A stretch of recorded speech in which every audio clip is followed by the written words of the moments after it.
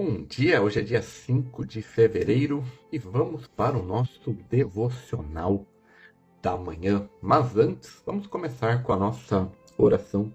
Jesus, Pai querido, que o Senhor esteja presente do começo ao fim desse devocional. Que o Senhor traga para essa live todos que precisam ouvir essa reflexão sobre a sua palavra que se encontra em 1 João 4,14. Agradeço por estar conosco nessa manhã. Amém, amém e amém. Vamos lá para o nosso devocional da manhã. Então vamos ler a introdução da primeira carta de João. A primeira carta de João. Vamos ler a introdução dela da Bíblia Spurgeon. Destinatários, autor e período da escrita. Embora a primeira epístola de João não ostente o nome de nenhum autor, nunca se duvidou seriamente que o apóstolo João fosse o autor dessa epístola e também do quarto evangelho. O conteúdo e o estilo de linguagem desses dois livros são muito semelhantes. Os primeiros versículos da epístola mostram um certo paralelismo com as afirmações iniciais do evangelho de João. Termos como luz e trevas, vida e morte, verdade e mentira, bem como o Filho único, são típicos para ambos os livros. O autor se denomina testemunha ocular da vida de Jesus e se expressa como a autoridade de um respeitado líder espiritual mais velho. Em conexão com o Evangelho de João, tudo isso aponta para o apóstolo como autor dessa epístola. O amplo reconhecimento na igreja primitiva também confirma o que foi exposto.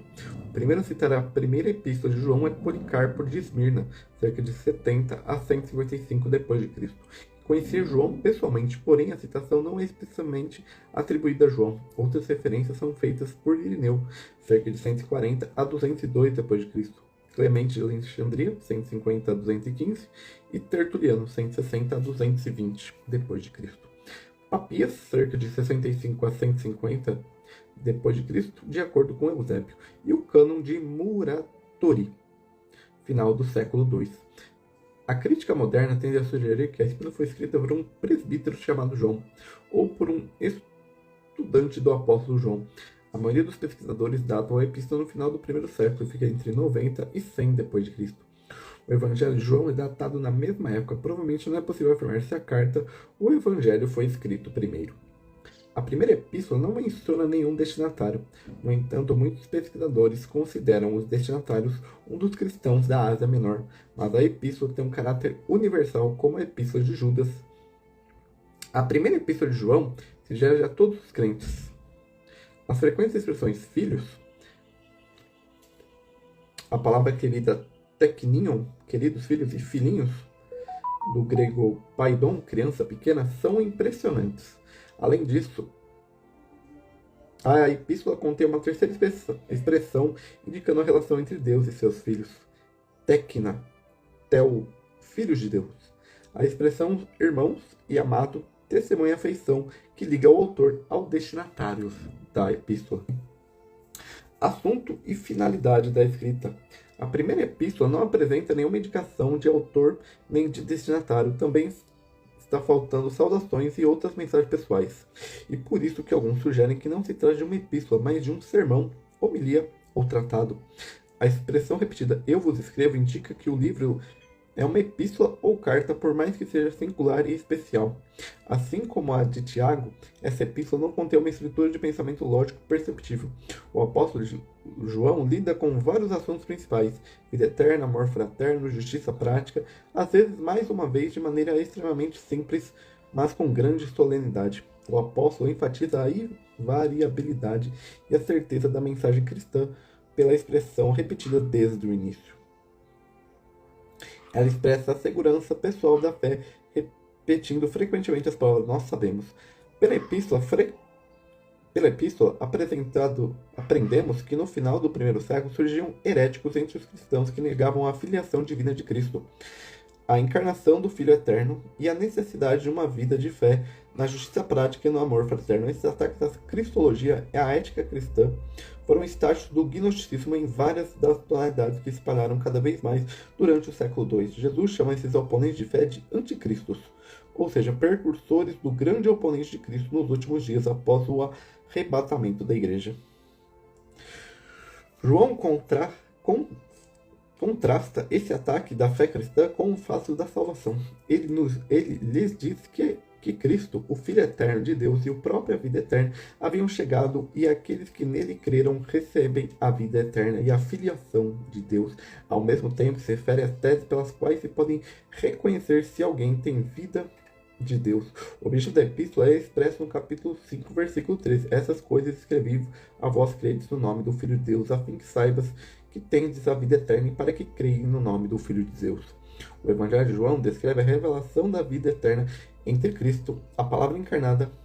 A primeira epístola de João mostra que a revelação dessa vida naqueles que creem no Filho de Deus também mostra as características de sua realização prática nos crentes, justiça e amor fraterno. Assim, ele foi correspondente chamado de continuação do Evangelho de João.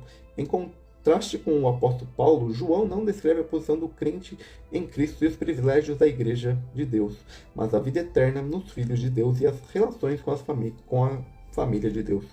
Para João, não há um caminho intermediário entre luz e trevas, verdade, mentira, vida e morte. Muitos leitores têm dificuldades com essa maneira abstrata de apresentar e considerar, pois não podemos alinhar essas noções abstratas em suas experiências práticas. Por exemplo, João escreve: qualquer que permanecer nele não peca, qualquer que peca não o viu nem o conheceu.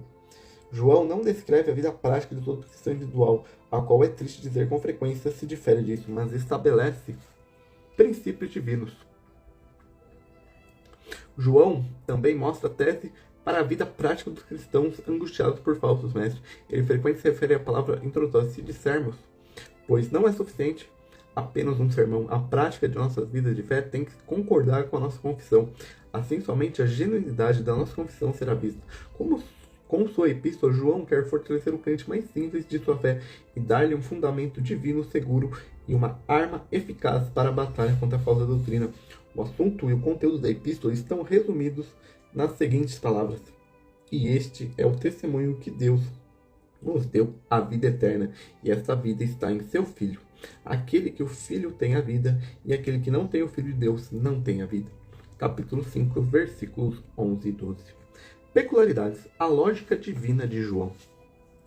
As declarações absolutas dessa epístola causam muitas dificuldades ao leitor.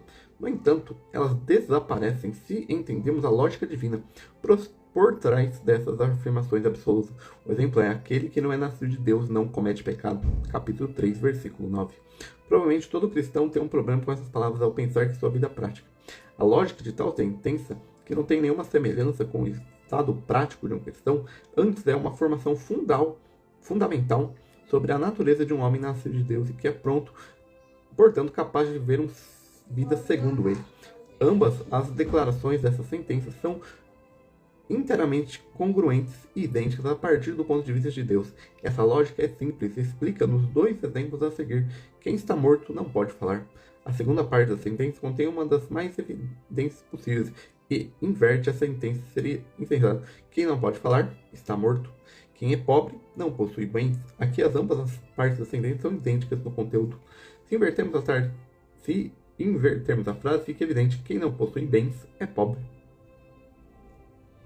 A difícil declaração de 1 João são sempre frases do segundo tipo. Ambas as partes da sentença são idênticas em conteúdo e, portanto, reversíveis, pois são princípios divinos, a essência de Deus. Encontramos as seguintes declarações apenas em 1 João. Deus é luz, capítulo 1, versículo 5, e Deus é amor, capítulo 4, versículos 8 e 16. A primeira fala da santidade, verdade e justiça de Deus e a segunda de sua graça e misericórdia. Ambas as características de Deus estão sempre em todas as concordâncias entre si. Elas foram totalmente reveladas em Cristo, o Filho de Deus. A graça e a verdade vieram por meio de Jesus Cristo. A luz e amor encontram seu maior desenvolvimento na cruz do Calvário. É aqui que o amor de Deus aos pecadores perdidos foi revelado ao dar do seu próprio Filho, mas também a luz da santidade e justiça de Deus reluzem em seu brilho máximo quando Cristo, o Filho de Deus, se tornou proporcional pelos nossos pecados. As palavras do salmista já apontaram para ele: a misericórdia e a verdade se encontram juntas, a justiça e a paz se beijam. Salmo 85, versículo 10. Então, geral do conteúdo, a gente vai ler sobre o capítulo 4.